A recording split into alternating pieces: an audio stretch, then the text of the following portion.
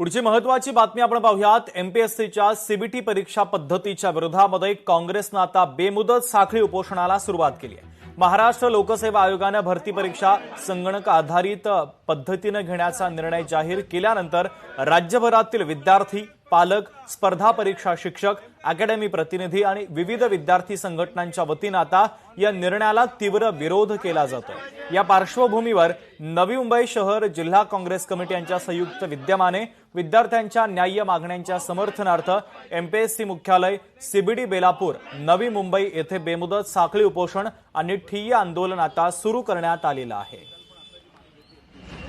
जे बेलापूरला मुख्यालय आहे, एमपीएससीचं हेडक्वार्टर आहे, त्याच्याच बाहेर हे काँग्रेसतर्फे आंदोलन सुरू केलेलं आहे। आपण त्यांच्याकडनं जाणून घेऊ नेमक्या त्यांच्या काय मागण्या आहेत। सर, आंदोलनाला बसलाय, तुम्ही उपोषण करताय, काय नेमक्या मागण्या आहेत?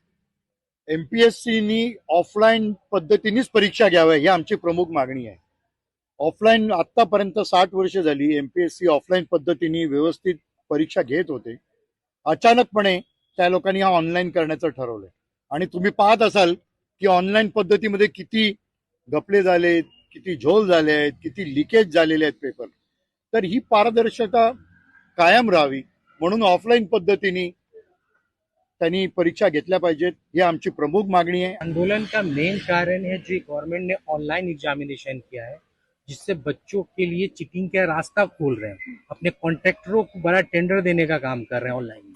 तो हम लोगों की डिमांड है जो आजादी से आज तक ऑफलाइन परीक्षाएं चल रही थी उसको करो, क्योंकि जब ऑफलाइन परीक्षाएं लीक हो रही है, नीट की परीक्षा लीक हो गई, सरकार से ये डिमांड है कि आप ऑनलाइन को कैंसिल करके ऑफलाइन कर दो, इससे आपका ही क्रेडिट ले लो, हमें नहीं चाहिए क्रेडिट सरकार ले ले, मगर आप कैंसिल करो, ऑफलाइन करो, ये हमारी मुख्य मांग है।